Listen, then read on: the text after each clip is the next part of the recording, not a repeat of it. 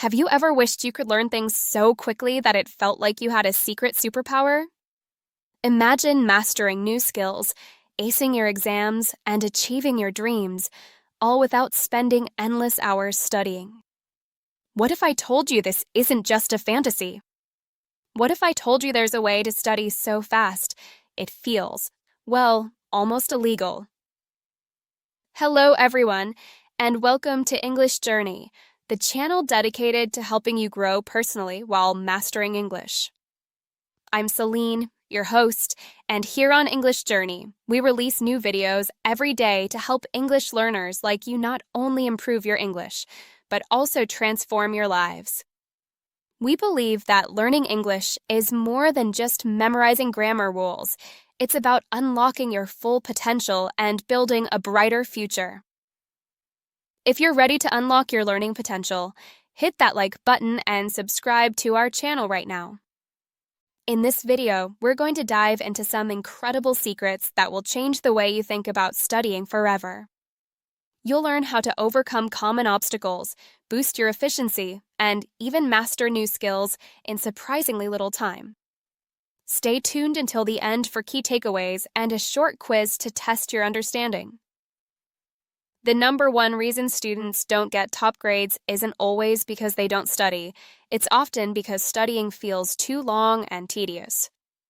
I remember despising school, constantly hoping teachers wouldn't announce new tests, because that meant more studying, more hours spent doing something I didn't want to do.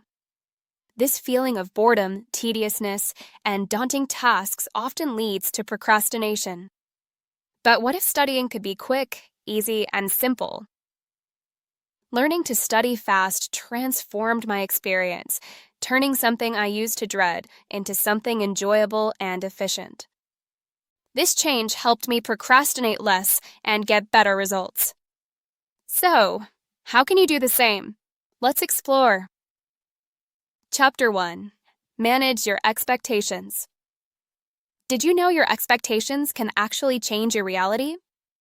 There was a study done with two groups of people. One group associated aging with illness, believing their skin would wrinkle and they'd get diseases. The other group had a positive outlook, thinking aging wouldn't be so bad and they'd live their best life. The crazy part?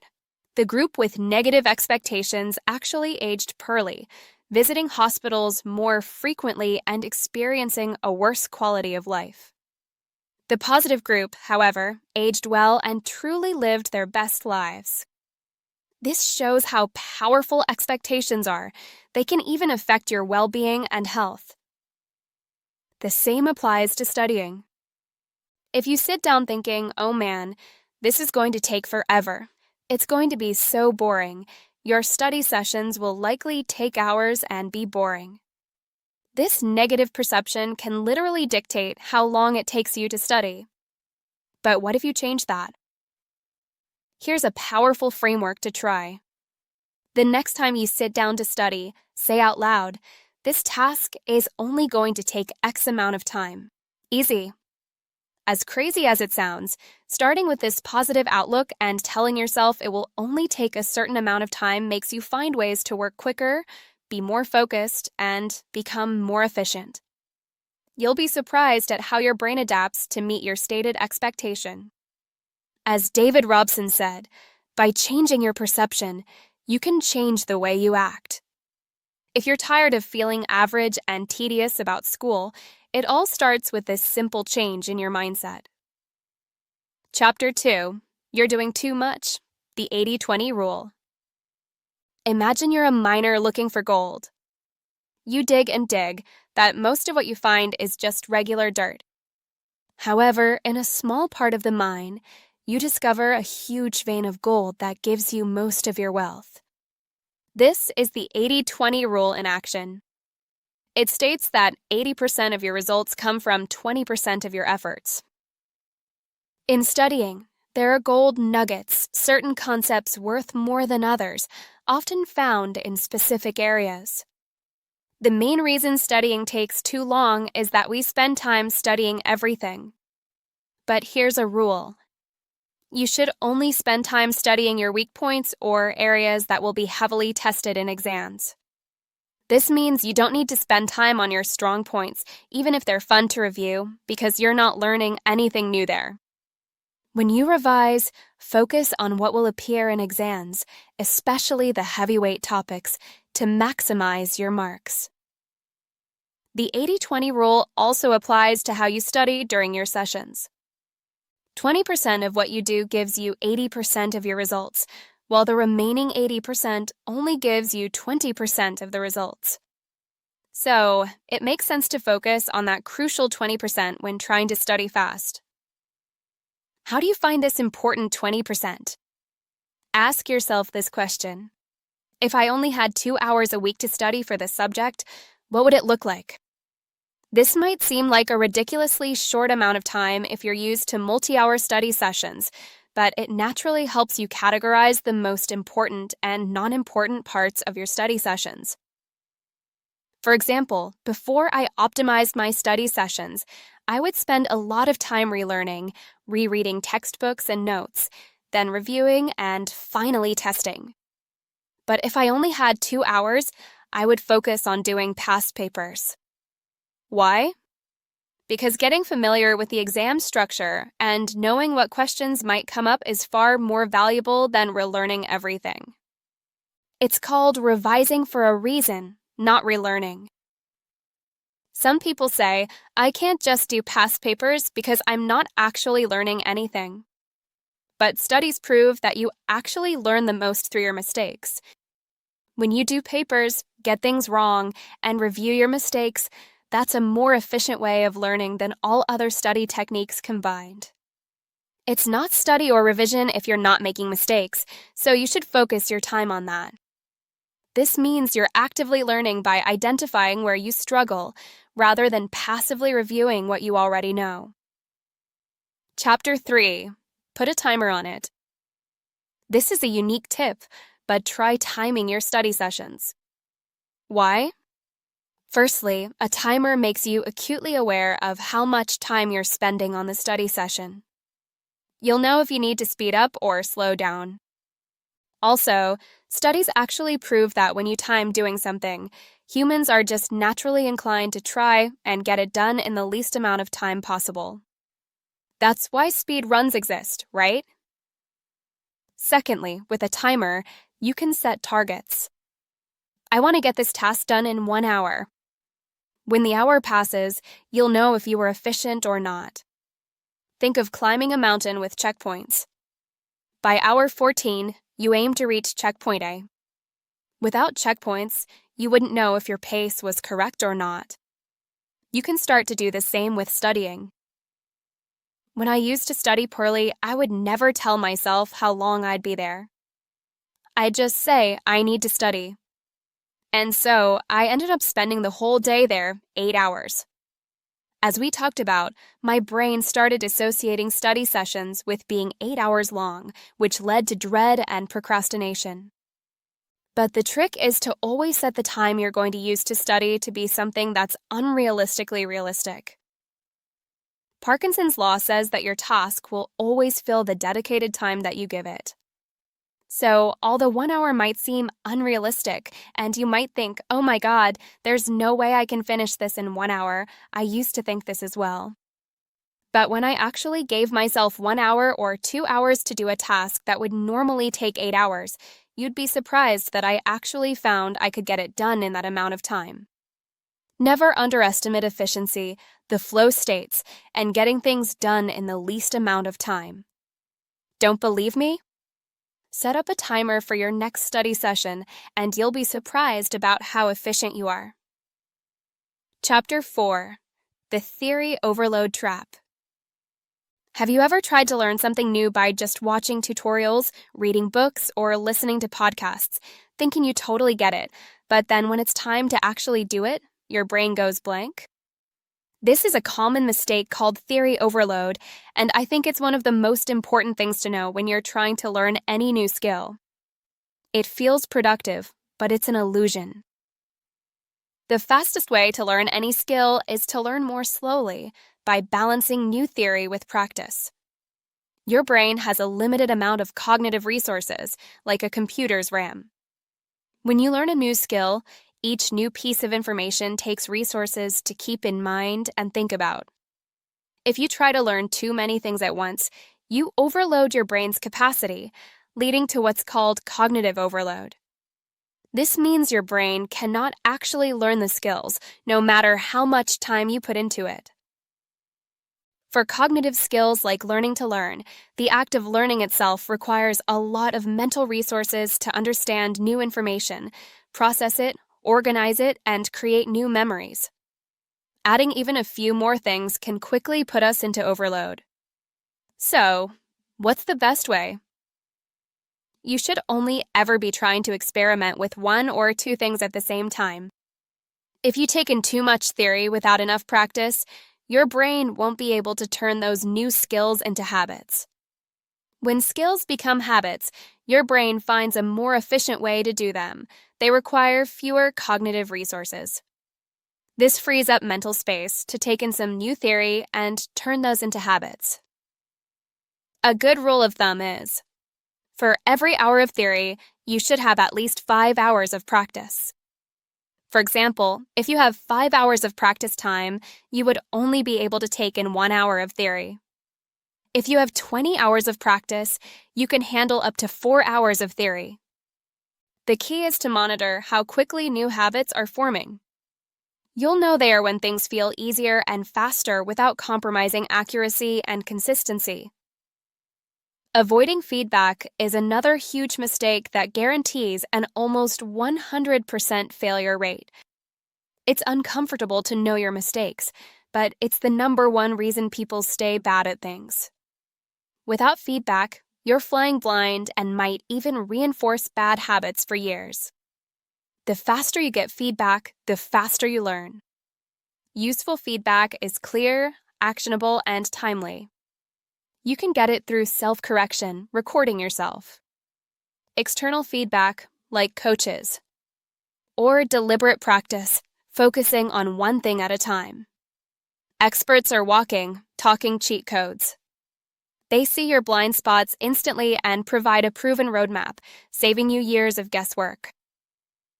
Chapter 5, The First 20 Hours Rule. For a long time, it was believed that it takes 10,000 hours to acquire a new skill. This idea came from studies of expert-level performance conducted by Anders Ericsson, who studied professional athletes, world-class musicians, and chess grandmasters. These ultra-competitive individuals put in around 10,000 hours of deliberate practice to reach the very top of their fields.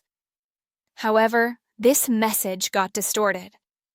It was misinterpreted to mean it takes 10,000 hours to learn anything. But that's not true. When you look at studies of skill acquisition, you see a different pattern, the learning curve. In the beginning, you're grossly incompetent, and you know it. But with a little practice, you get much better, very quickly. That early improvement is incredibly fast. Then, at a certain point, you reach a plateau and subsequent gains become much harder to get and take more time. The question then becomes, how long does it take to go from knowing nothing to being reasonably good? According to Josh Kaufman, whose research supports this, it takes just 20 hours. That's it. You can go from knowing nothing about any skill, learning a language, drawing, or even juggling flaming chainsaws, to being astoundingly good by putting in 20 hours of focused, deliberate practice. 20 hours is manageable, about 45 minutes a day for a month, even with skipping a few days. 20 hours isn't that hard to accumulate. There's a method to practicing intelligently and efficiently to maximize those 20 hours. 1. Deconstruct the skill. Decide exactly what you want to be able to do when you're done, and then look into the skill and break it down into smaller pieces. Most skills are actually big bundles of smaller skills. By breaking them down, you can identify the most important parts and practice those first to improve your performance in the least amount of time possible. 2. Learn enough to self-correct. Get 3 to 5 resources about what you're trying to learn. But don't use these as a way to procrastinate on practice. Instead, learn just enough so that you can actually practice and self-correct or self-edit as you practice. The learning becomes a way of getting better at noticing when you're making a mistake and then doing something a little different. 3. Remove barriers to practice. Identify and eliminate distractions like television or the internet. These things get in the way of you actually sitting down and doing the work. The more you use a little willpower to remove these distractions, the more likely you are to sit down and practice. 4. Practice for at least 20 hours. Most skills have what Josh Kaufman calls a frustration barrier. This is the grossly incompetent and knowing it part, which feels really frustrating. We don't like to feel stupid, and feeling stupid is a barrier to us actually doing the work. By pre-committing to practicing for at least 20 hours, you will overcome that initial frustration barrier and stick with the practice long enough to actually reap the rewards. This isn't rocket science. These are 4 very simple steps that you can use to learn anything. The major barrier to learning something new isn't intellectual, it's emotional. We're scared of feeling stupid, but putting in 20 hours helps you push past that discomfort and unlock amazing progress. Recap and takeaways. Let's quickly recap the key takeaways for studying fast and effectively. 1. Manage your expectations. Positively frame your study sessions, telling yourself they will be quick and easy to boost focus and efficiency. 2. Apply the 80-20 rule. Focus your study time on weak points and heavily tested areas, understanding that 20% of your effort yields 80% of your results. Prioritize past papers and active learning from mistakes over passive review. 3. Use a timer. Set realistic but challenging time limits for your sessions to increase efficiency and avoid procrastination, leveraging Parkinson's law. 4. Avoid theory overload. Balance new theory with enough practice to turn skills into habits, aiming for at least 5 hours of practice for every hour of theory. Seek out and embrace feedback to identify and correct mistakes quickly. 5. Embrace the 20-hour rule. Commit to just 20 hours of focused, deliberate practice to go from a beginner to reasonably good at any skill. Remember the 4 steps. Deconstruct the skill. Learn just enough to self-correct. Remove distractions. And push through the initial frustration barrier. Remember, mastering English and achieving your goals is a journey, and these strategies can supercharge your progress. If you found this video helpful, please give it a big thumbs up and subscribe to English Journey for more empowering content every day.